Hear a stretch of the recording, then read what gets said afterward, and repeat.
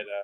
But yeah, I just wanted to say thank you so much, Aaluxx, in terms of joining with everything else going on. Really appreciate it. Glad to have you on board with us.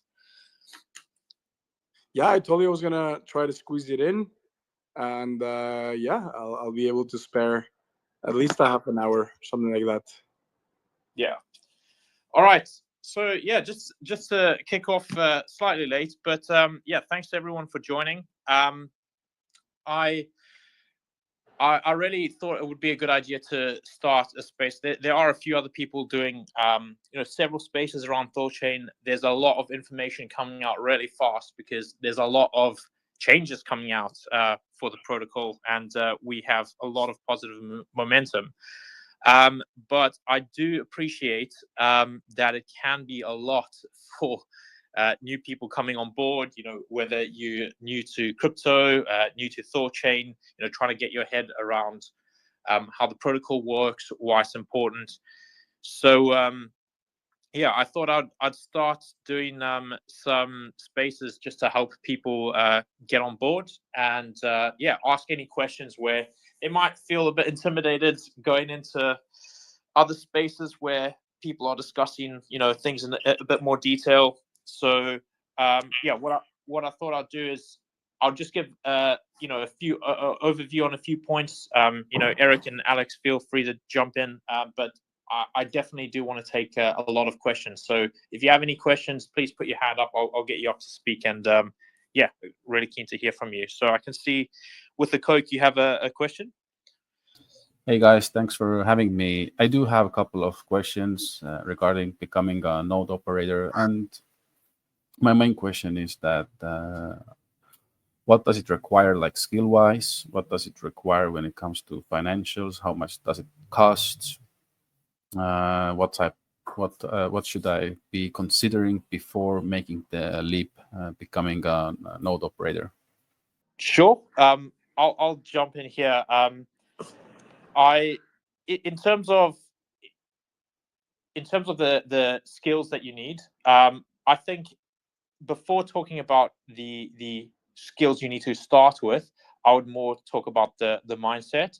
So a node operator isn't something like being a node operator. It isn't about setting up a system that's just going to run in the background and that's it, right? It is definitely an active process. You need to monitor it closely. You need to make sure it stays healthy. You'll be engaging with bond providers, unless you have capital to fund your own node. And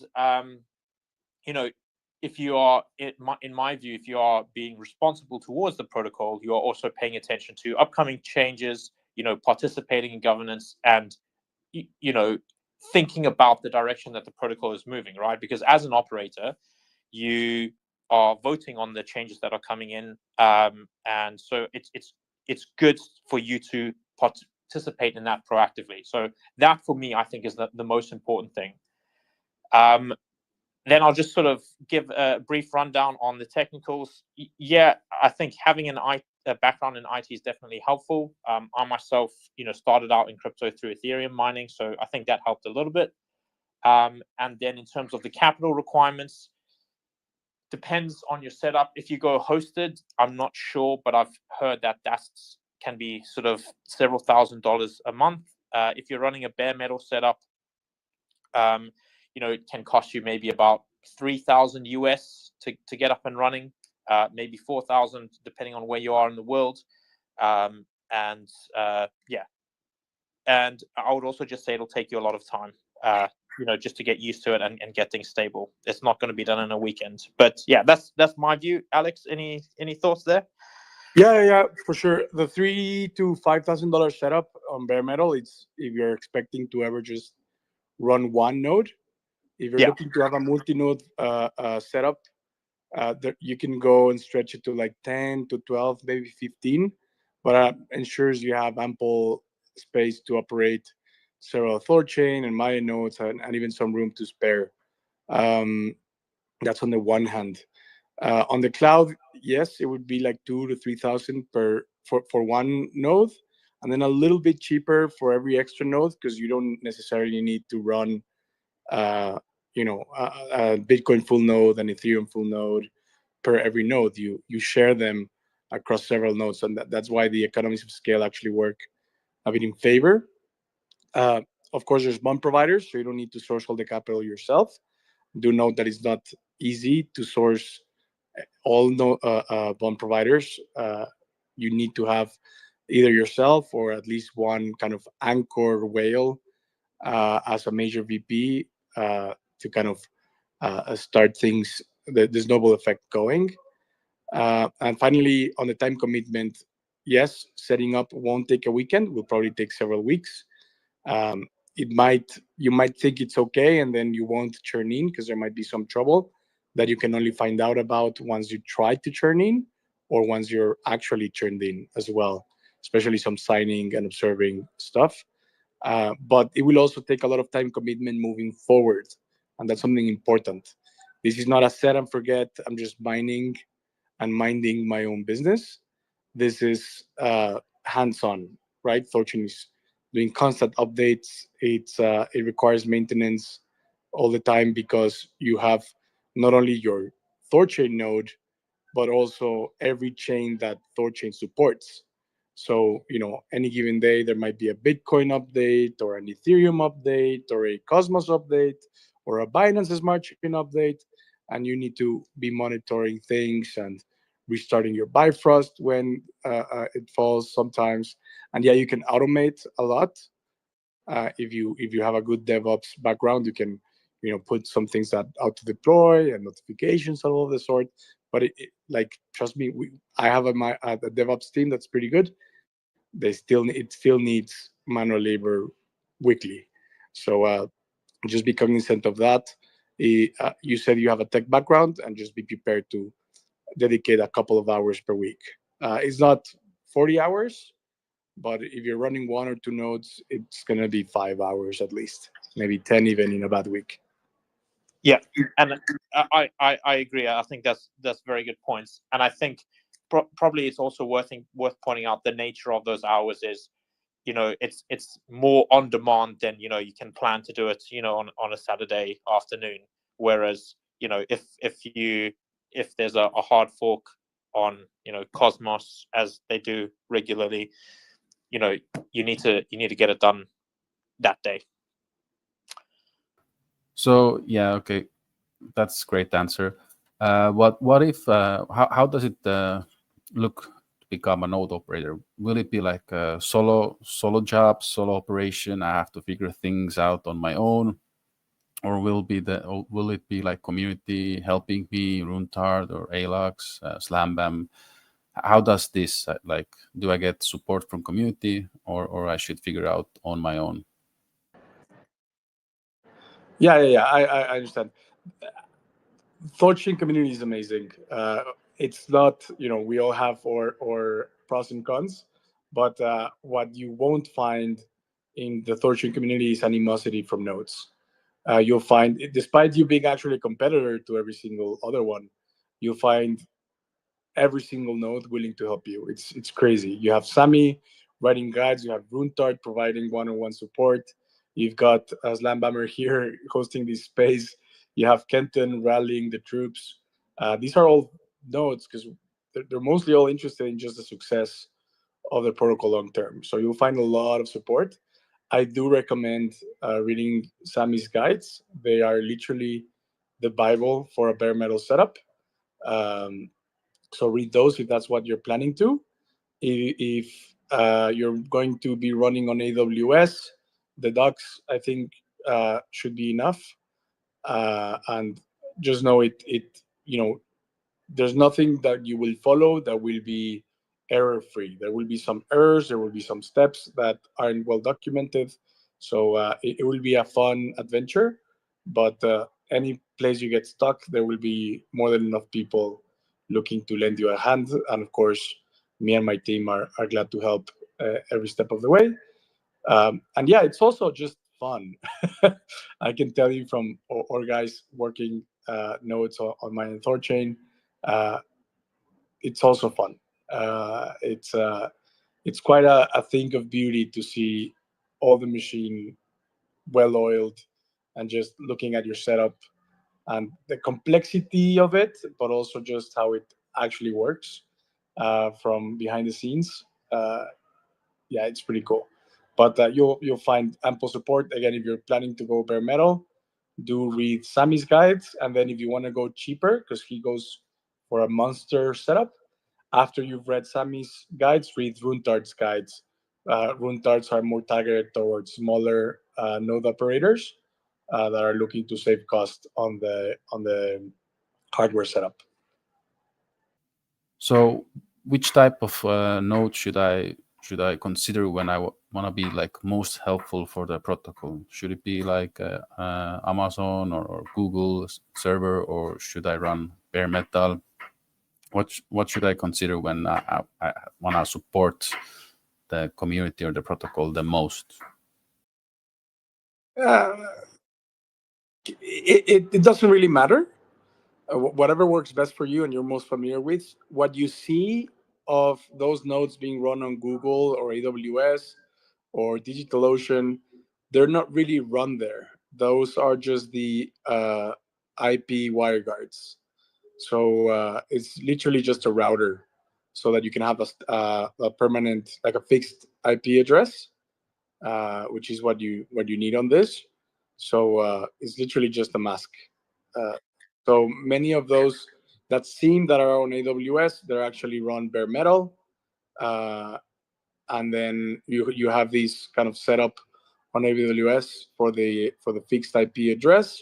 But if AWS goes down or fails or shuts us down or is trying to censor, you can literally change your WireGuard in under an hour, and now you're up in anywhere else. Yeah, glad that you're considering a node. It really is fun, and if you can at least become a bond provider, that's awesome. Yeah. Seconded. I think the path forward there is I'm happy to maybe put together a video outlining it, because I think there'll be a lot of same questions that many people have around what it takes, and I know that there is a video outlining it, but I think it is a bit old. And Grassroots crypto, huh? Yeah. Those are old, man. We watched them when we got started with Maya. Yeah. 4 years ago. Yeah. So a lot of it's still relevant to kind of get where we came from and the basics. But yeah, it's modern times now. The world's changed. Agreed. So yeah, definitely I can think about doing a revamp of those. I do want to sort of move on to see if we've got any other questions. TG, you've been waiting patiently. Yeah, so thanks so much for responding on X. You wrote out a lot of really good questions there. I just wanted to check in. Do you have what did you think? Any other questions? Any thoughts following that? All right, this is my first time on any spaces speaking. Can everybody hear me? Yeah. All right, good. Well, as people are talking, more thoughts come up, but the threads were amazing. I'm so glad to have bought the Twitter X Premium, where I can be a little more long-winded. But no, that was a great summary. But the few things that I can remember that as the conversation has gone on is, it seems like as I've followed, my entry to THORChain was through Voltisig. I heard JP last year on a podcast, and I said that's the wallet I need to use in the future. So through Voltisig, I learned about bonding and THORChain, and there was so much turmoil. I know the node counts were up to 180 or 120, and then they dropped down, and there was a big shakeout, and a lot of people weren't happy. A lot of people were, and then I'm getting to a point here in a second. So it seems like there's the generation that's here, or the folks that are here, are very deeply dedicated to decentralization, and I appreciate that some node operators decided to leave when they didn't like what was going on with the hacks and THORChain FUD around, what was that, the DPRK. So just seems like the folks that are here to stay. And I even read recently like THORChain isn't emitting. There's no more rewards for Rune, right? So that happened in January. So I guess my question or point would be, it seems like there's kind of out with the old and in with the new, and whoever's here is even more deeply dedicated to the decentralization. You know, I appreciate what Kenton does and that he's doxxed, but there's a lot of just anonymous folks around. So that's what I'm here for, is liberty and freedom and decentralization. Fuck yeah. Yeah. I'm glad to hear that. There's a lot there. I think probably another good refresher would be a sort of a state of the nation video to just say, hey, you know, this is where things are, because you're right. There has been, you know, if you came on board end of last year, the amount of change that the protocol has gone through in the last 6 months has been tremendous. Yeah, if anybody has read the thread, you know, I appreciate, like, I'm watching this grassroots crypto and I'm like, yeah, what, lenders, savers, you know, 0%, I'm in. I'm like, what, wait, oh, and it all gets shut down. I get it, I understand it, I appreciate it, and I follow it. But yeah, and I do join. I appreciate with the Coke, he's the man. I love, we can't get to all the spaces, but the timestamps and the replays, so very well needed. So, you know, it seemed like up until recently it was you needed to know the secret handshake to get into the Thor club, but I appreciate the transparency coming to fore now. And I see THORChain University just announced too that they're revamping things. So yeah, this is a great time to start getting in. So like I said, most of my questions were already answered on the Twitter thread. So thank you folks for doing this and just for helping people dip a toe in the water. Definitely. I do want to throw to Aaluxx in a second, because, you know, you talked about decentralization and, you know, and liberty and things like that. I think I tried to find it, Aaluxx, but I couldn't. You put one of the most eloquent posts, I think it was on Discord, about why decentralization is important, why permissionless swaps are important, and yeah, just about why the community's committed to the mission. So yeah, if you could share that post with me again, I'd appreciate it. But yeah, I don't know if you want to say anything on that. Done. Sent. Sent it to you by DM. Yeah. So I guess I also just want to check, because we're getting quite a few, shall I say, a bit more detailed questions, you know, about being a node operator. And I do recognize a few of the names here from Twitter, and I see a few of you have got sort of THORChain rings on your profiles. Is anyone here sort of brand new? Have any questions? If you do, just, I'm not going to force you to speak. Just if you could just sort of put your hand up or flag yourself, so I know, and I can just give a brief rundown about what THORChain is and why it's important. Yes, if you had an itinerary, just to kind of run down, yeah, basically that would be good. I mean, it was very confusing to me, just like why the back end and no front ends. And I'll tell you, my number one fear is making a swap, and I've never even actually made a swap on THORChain. I just look at those MEV attacks and it just scares the hell out of me. So I don't know how to dive deep enough to understand, because so yeah, if you just have an itinerary of like, okay, here's why it exists, or even documents that point that way, because it's all getting outdated. So thank you. Yeah, sure. So I don't have a typed up manifesto as of yet, but yeah. So THORChain is a cross-chain DEX, and what that effectively is it allows people to swap between different cryptocurrencies without having to go through a centralized intermediary, which means that you never have to trust one company. THORChain is designed in a way that when you use it, you send your funds, and because of the way that it's designed, all actors are economically incentivized to behave honestly and ensure that you get your output that you are owed. Right? I spoke yesterday about how genius I really thought the initial design of THORChain was.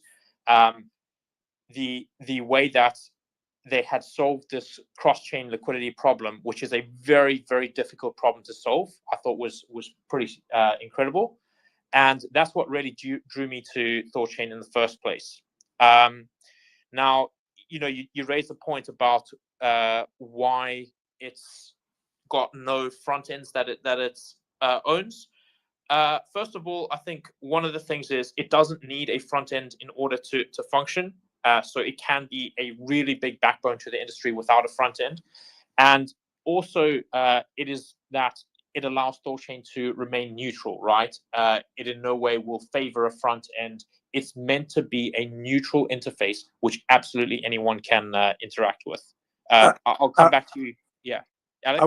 I would like to add there, the no front end is also for censorship resistance, because despite the protocol being decentralized, the backbone, the infrastructure for the swaps, the websites still have to be hosted by someone, right? So think Uniswap on the front end. So the problem is, even if Uniswap is a smart contract, if they have one official quote unquote user interface, somebody can go after that interface's team because they're hosting on a website. So that's why, Uniswap got a Wells notice 2 years ago, because it's a team hosting a website doing transactions. So by opening up and having no official front end, it opened and setting affiliate fees, which incentivizes people to build their own UIs and marketing them. It made a market of many UIs, and now it's a game of whack-a-mole, right? You have so many UIs all around the world, and yes, some might choose to do permission or do KYC or check up your address on a list, while others may not. Some may be open source, some may be closed source, some may be mobile, some may be desktop. So it generates this rich market. And now also an important thing is THORChain is a new way to monetize an existing wallet. So if THORChain ran its own UI and it now goes to Trust Wallet and says, "Hey guys, would you like to integrate THORChain?" They would be like, "But you're a wallet, you're my competitor."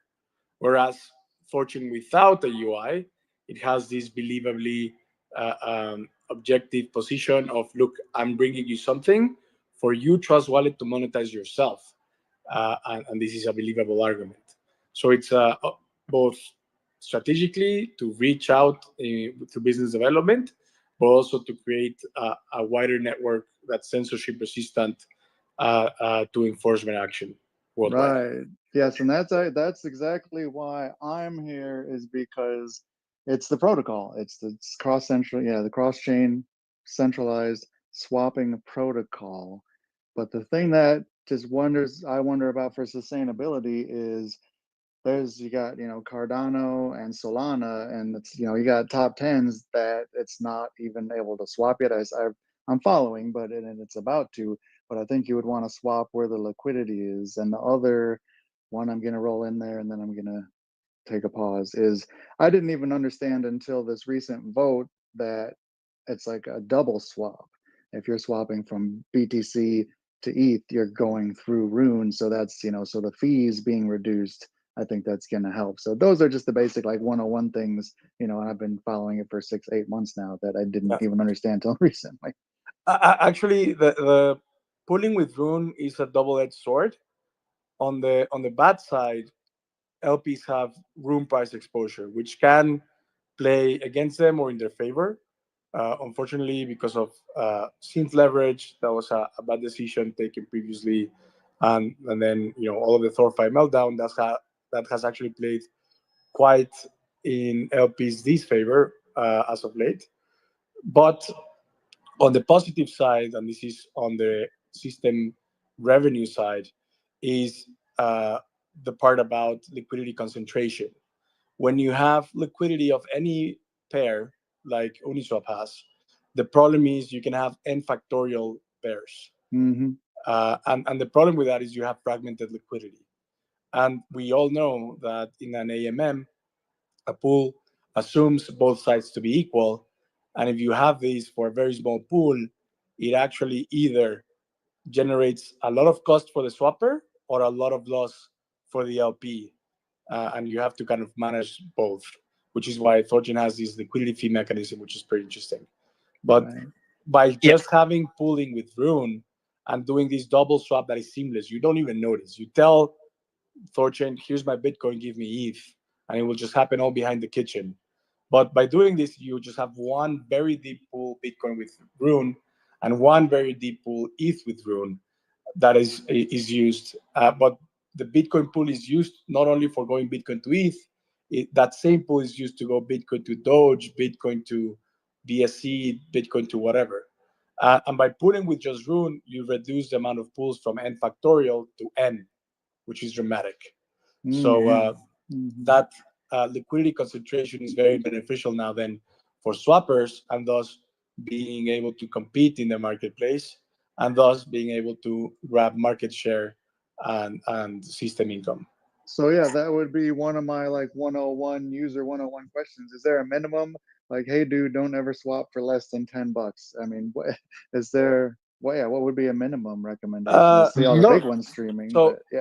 So two comments here, because I think you also mentioned MEV previously. So comments first on the minimum and then on the MEV. On the minimum, there really is no minimum. The only problem you will have is the gas fees of the chains you are trying to swap from and to, because this is not a central exchange, right? When in a central exchange, when you have Bitcoin, you don't have Bitcoin. You have an entry in a database, and when you swap it to ETH, you didn't really get, nothing really happened. These guys just said, oh, you no longer have Bitcoin, now you have ETH in their database. No movement actually happened until you withdrew from the central exchange.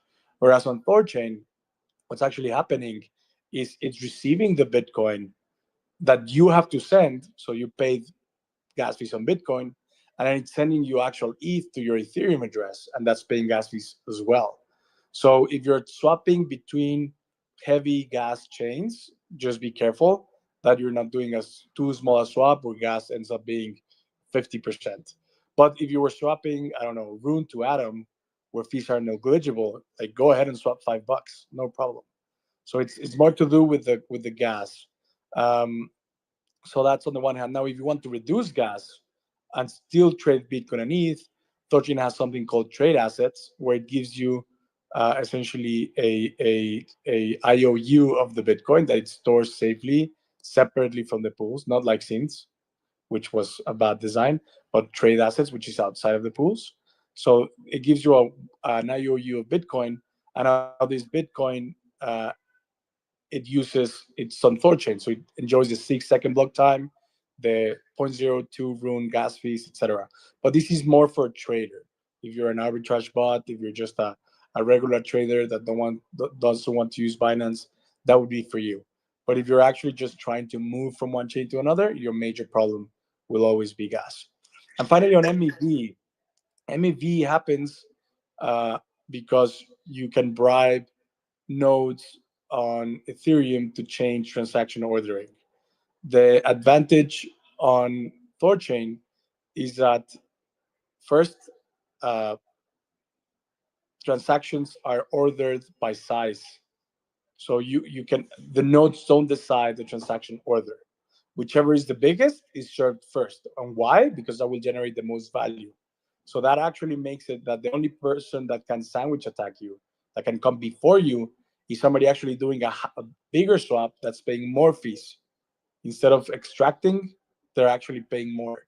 So this simple thing, and the fact that it's Cosmos, so you actually have a round robin of validators. You also cannot tip validators on THORChain to include your transaction in the mempool, etc., etc. So there's many other things.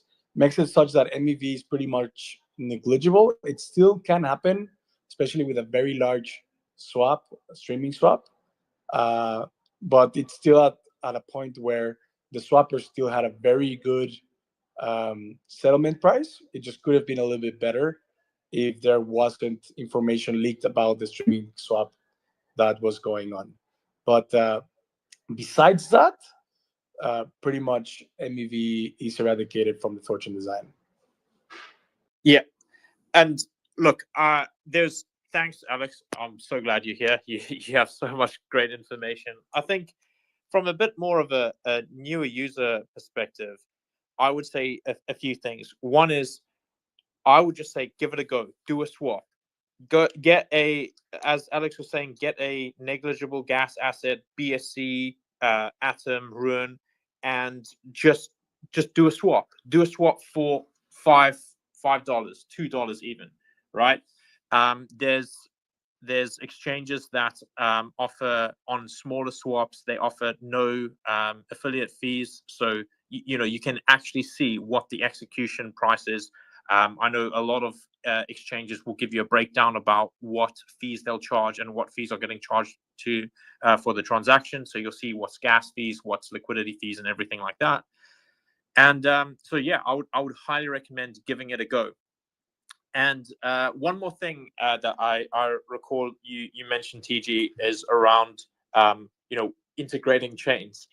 I think this is one area where I can say this is the price for decentralization, right? Is that the problem that THORChain and Maya and these protocols are solving is incredibly difficult. How do you guarantee millions worth of assets without anyone stealing it? And there's a lot of technical complexity and security that goes into making sure that these systems are robust. And they have been tested, right? THORChain has had hacks in the past, and they've learned, and they've implemented a lot more security because of it. And because of that, when you are trying to integrate a new chain, there is a lot of consideration. So, for example, EVM chains, right? So the reason that after Ethereum was integrated, you could integrate, Binance Smart Chain and Base and things like that, is because there was a lot of similarities technically between them. But I know that THORChain is working very hard on Solana and XRP and Ton and Cardano, which there's technical similarities between those. So yeah, the answer is, the reason it takes time to integrate these chains is because it is decentralized, and because you need to double and triple check the security on all of these systems, so that when they go live, they're robust. Yeah, you have to make sure you can observe taxes properly, you can sign taxes properly, you're not leaking any information. You are managing the funds appropriately, you're not missing funds, you're calculating gas properly, then paying that gas accurately. Then you need to have a way to deploy the full node automatically with the charts, and update those full nodes all the time. Have it all with insane amount of tests. Insane. You have unit tests, you have lint tests, you have SIM tests, reg tests, smoke tests, stage tests. It's insane, because it has to be very, very, very, very safe. And THORChain will always prioritize safety, always speed of development. Literally, it's they had the hacks 2021 on the vaults, but it wasn't really. It was to do actually with a router, not even with the vault logic. So far, there's never really been a hack to the vaults and the chain integration per se, and it should stay that way. Because, for instance, let's talk Ethereum, right? So okay, you're supporting ETH, right? So if I send ETH, I read that ETH token and then swap it to Bitcoin. Okay, but what if somebody makes a token, an ERC20 token called ETH, and they send it to the vault? What will THORChain think that is? Also, THORChain needs to be able to tell when it's the real ETH and when it's not. And this is just like one problem out of like 200 things. And then every chain is different, right? You have EVMs, you have UTXOs, you have Solana, which is its own unique thing. You have Cosmos-based, you have EDDSA signatures, ECDSA signatures. So there's a lot of complexity in all of these. So when people sometimes expect kind of like chain integrations to just be like, oh, you're Binance, just add a new chain. That's easy, because wallets are already supported. You just open a wallet, receive the funds, automate the sending of the funds. and you're done. It's pretty easy. But since here you're in an adversarial environment where you assume that there shouldn't be any manual control over anything, that's when you run into several problems.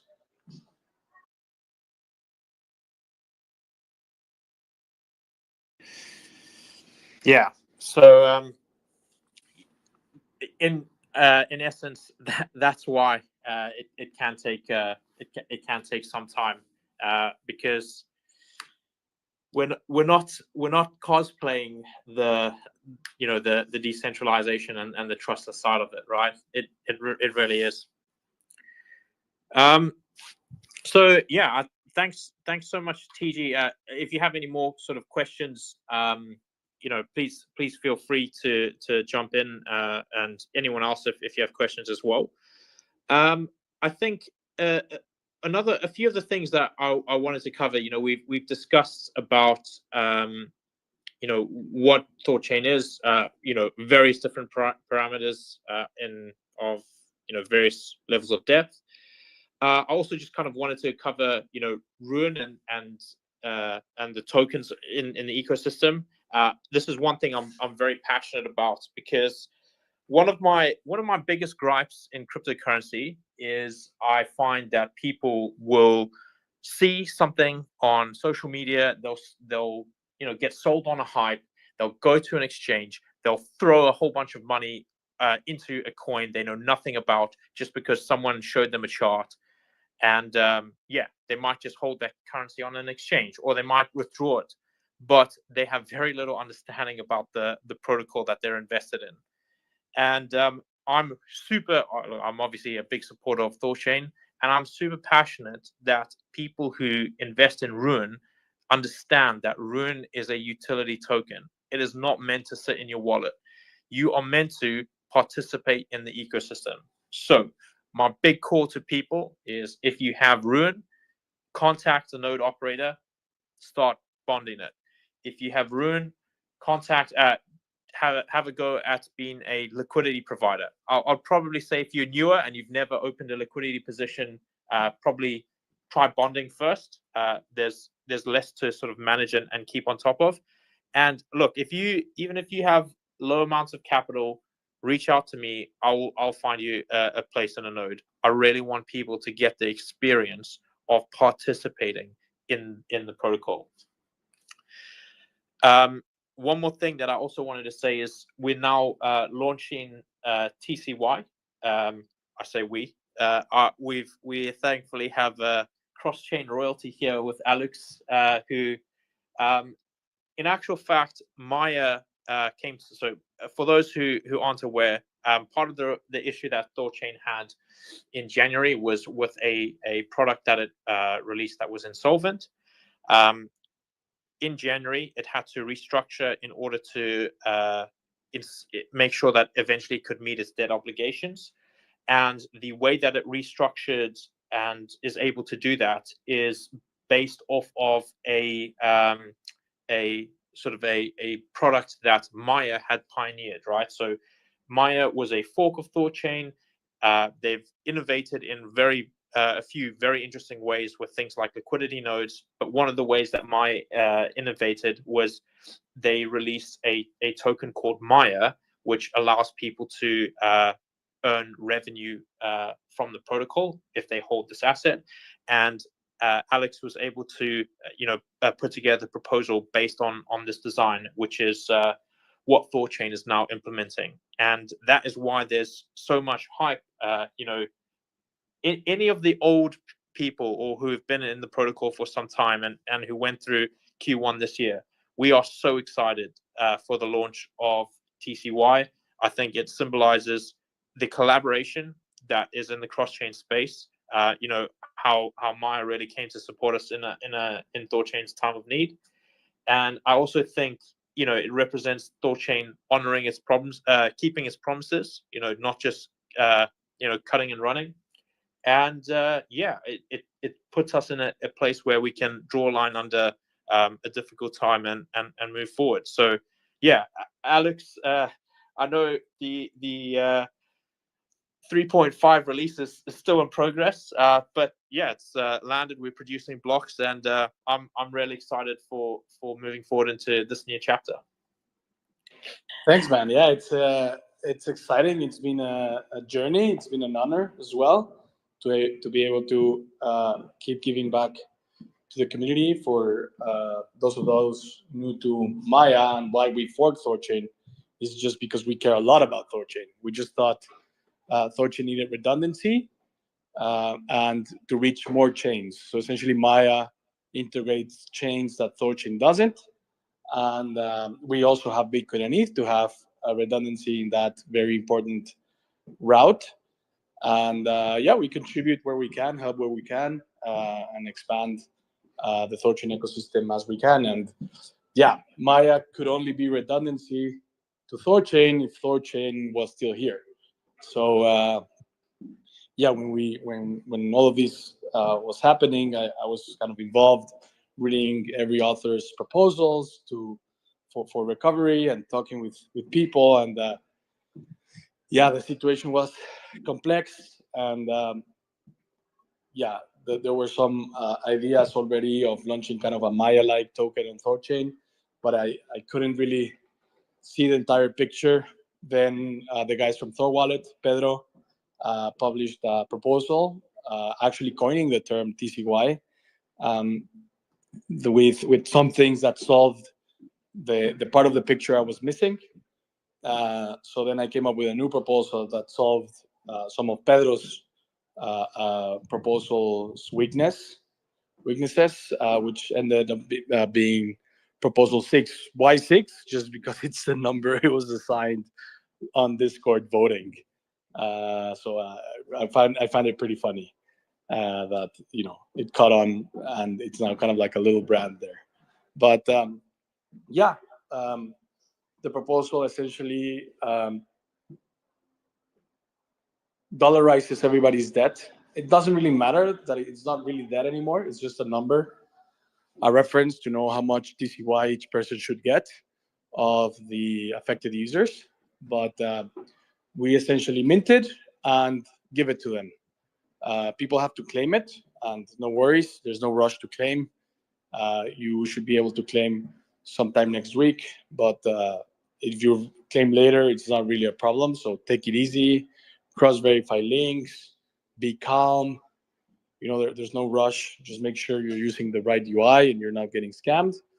But essentially, everybody gets their TCY according to their loss of funds.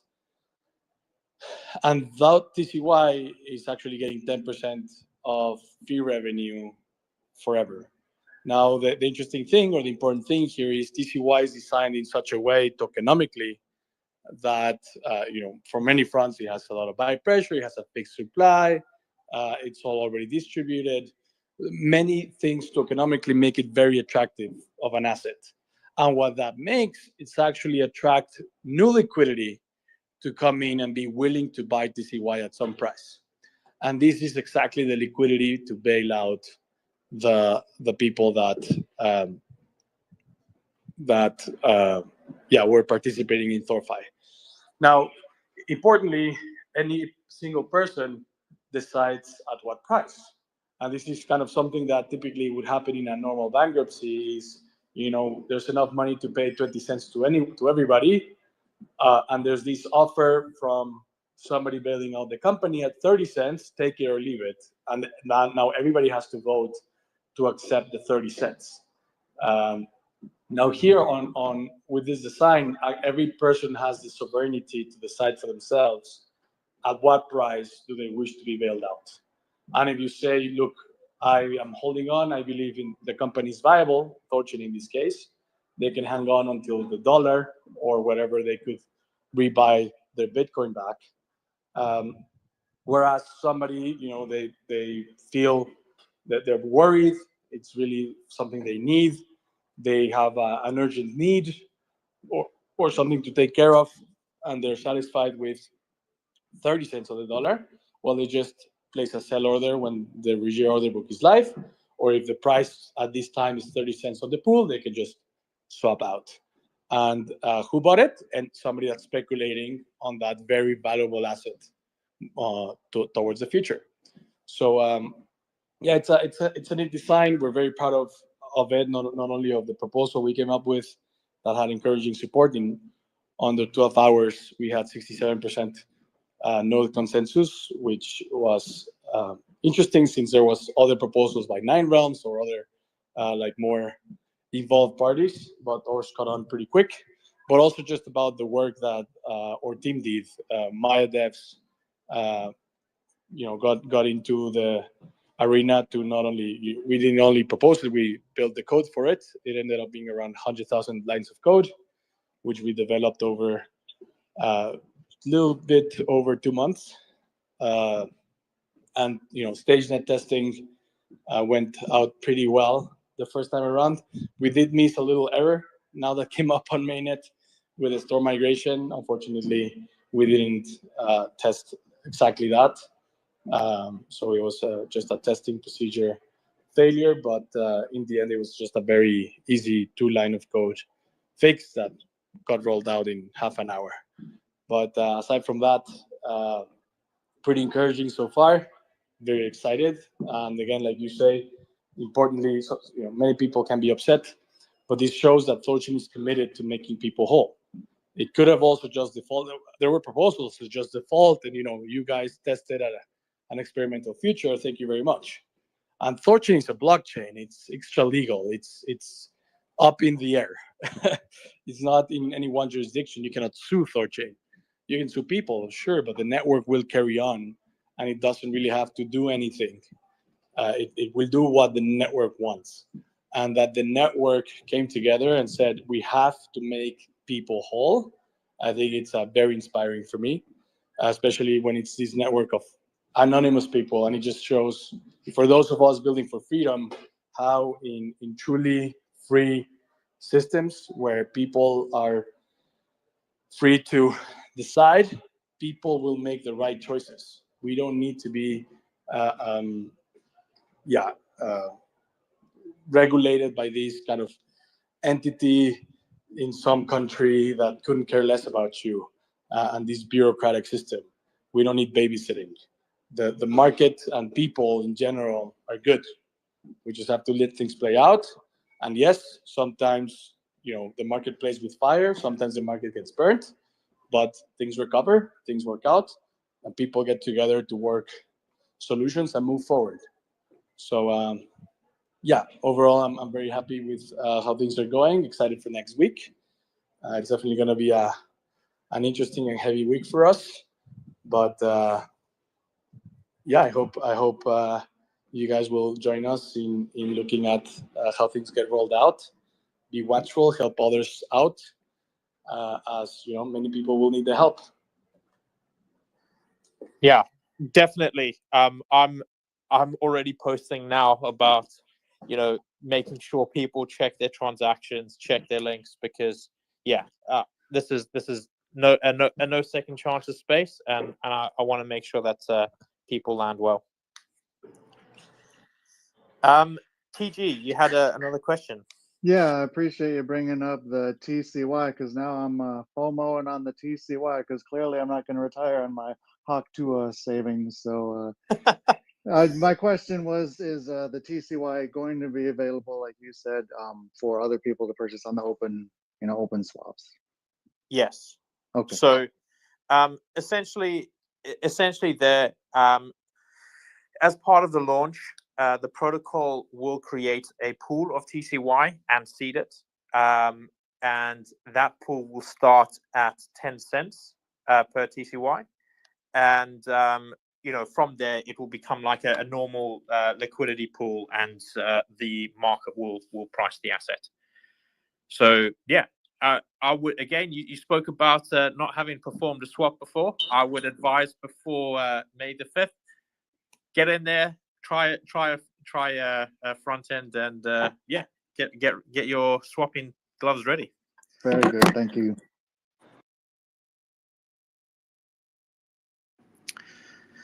All right. Look, we're coming up on the hour, and I think we'll probably look to bring it to a close there.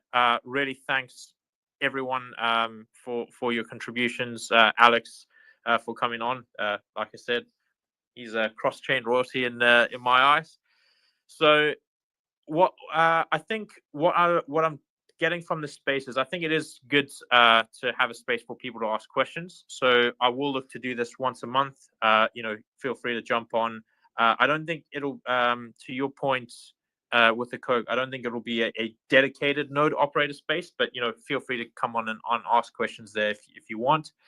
But what I'm really getting a flavor for is we need some up-to-date material on what the situation is. So I will look to put together some information on basically just what the state is at the moment with THORChain, and I'll try and make them maybe about 5-minute videos and just maybe do a video series on that, and just help people have a place to start. Obviously, those will become outdated soon, but yeah, I'll try and make it as time agnostic as possible. So yeah, any closing thoughts, Aaluxx or Eric? Even you haven't had a chance to speak.